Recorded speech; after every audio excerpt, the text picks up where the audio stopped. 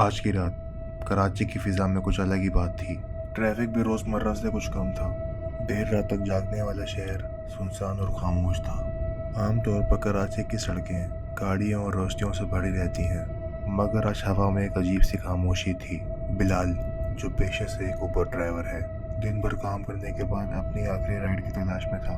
बिलाल ने ऐप पर नजर दौड़ाई, लेकिन वहाँ कहीं नई राइड नहीं थी। इसने सोचा, बस अब घर चलता हूँ। लेकिन थोड़ी देर गाड़ी चलाने के बाद अचानक इसके मोबाइल पे एक नई राइड की नोटिफिकेशन आती है। उसने जब देखा तो वो राइड उसे कारसा रोड से पिक करनी थी। पहले तो बिलाल ने कुछ लम्हे सोचा कि क्या मुझे इस वक्त उस रोड पे जाना चाहिए, क्योंकि उस रोड के बारे में बहुत सी अजीब अजीब सी अफवाहें फैली हुई हैं और रात में ज्यादातर लोग उस रोड पर जाने से परहेज करते। लेकिन बिलाल इन सब चीजों पे यकीन नहीं करता था और फिर कुछ देर सोचने के बाद बिलाल ने उस राइड को एक्सेप्ट कर लिया। चलो यही करके घर चलता हूँ। और फिर कारसा रोड पे गाड़ी दौड़ाते हुए बिलाल को कुछ अजीब सा महसूस होने लगा और उसने देखा कि उस रोड पे दूर दूर तक कोई भी नहीं था। फिर बिलाल ने अपने आप को दिलासा दिया। थोड़ा आगे चलने के बाद जब बिलाल की गाड़ी उस लोकेशन के करीब पहुंची तो अचानक उसकी गाड़ी झटके से बंद हो गई। बिलाल घबरा गया। उसके बाद बिलाल गाड़ी से उतरा, बोनट खोला और इंजन को चेक करने लगा। ऊबर ड्राइवर होने की वजह से बिलाल गाड़ियों को थोड़ा बहुत काम जानता था। बिलाल जब इंजन में मसला तलाश कर रहा था तब उसे अचानक गाड़ी का दरवाजा खुलने और बंद होने की आवाज आती है। बिलाल चौंक के आगे देखता है। बैक सीट पे एक खूबसूरत औरत बैठी थी। सफेद लिबास, खुले काले बाल,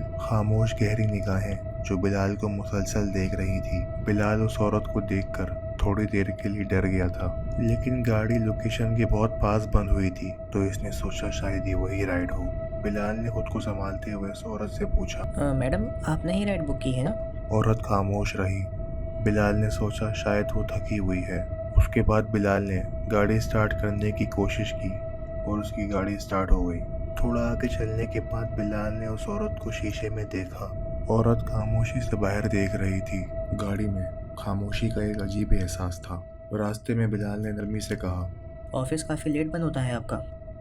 औरत ने कोई जवाब नहीं दिया, बस बाहर देखती रही।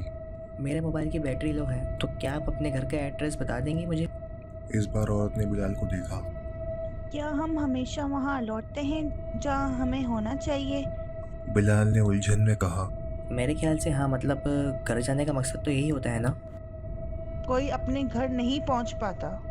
कुछ लम्हों की खामोशी के बाद औरत ने संजीदा आवाज में कहा, तुमने ये नहीं पूछा कि मैं कौन हूँ? आप ही ने तो राइड बुक की है ना। अचानक बिलाल का फोन बजने लगा। उसने कॉल रिसीव की। दूसरी तरफ एक घबराई हुई औरत की आवाज आई, हेलो, कहाँ पर हैं आप? मैं आपका कब से वेट कर रही हूँ, कब आएंगे आप?